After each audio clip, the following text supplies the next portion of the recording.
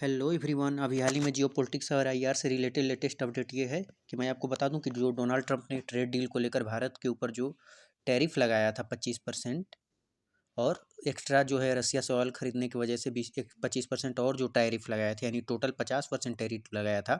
अब उसको लेकर जो है यूएस और इंडिया के बीच में एक डील साइन हो गई है, जिसे हम शानदार ट्रेड डील के रूप में भी इसको दिखाया जा रहा है डोनाल्ड ट्रंप के द्वारा। और उन्होंने यह दावा किया है अपने पोस्ट में ट्विटर के माध्यम से कि उन्होंने इंडिया ने है जो है लगभग बहुत सारी यूएस प्रोडक्ट पे टैरिफ जो है घटाकर शून्य कर दिया है, और यूएस ने टैरिफ 18% तक कर दिया है इंडिया के लिए।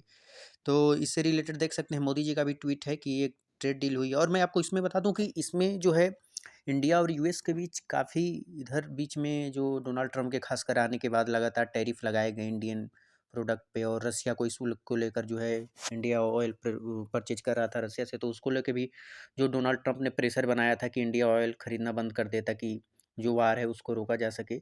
उसके लिए जो एक्स्ट्रा 25% टैरिफ लगाए थे, उसको लेकर भी इंडिया और यूएस के रिलेशन काफ़ी ख़राब हुए थे। लेकिन मैं आपको बता दूं कि डोनाल्ड ट्रंप ने जो आते ही इंडिया के लिए एक नया एम्बेसडर नियुक्त किया था, यानी जिसे हम राजदूत करते हैं, यूएस का राजदूत इंडिया में। तो उनका नाम सर्जियो गॉर्ग है, और कहा ये भी कहा जा रहा है कि उन्होंने काफ़ी एक्टिव रोल निभाया इस ट्रेड डील को करने में।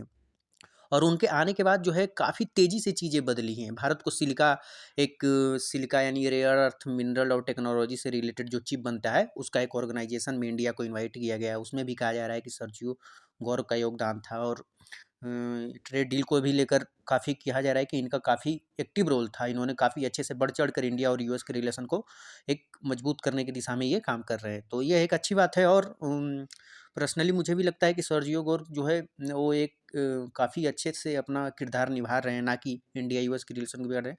लेकिन इससे लेकर कुछ चिंताएं भी है कि इसका क्या एक्चुअल ट्रेड डील में क्या बातें हुई हैं, कितना टैरिफ लगाया गया है।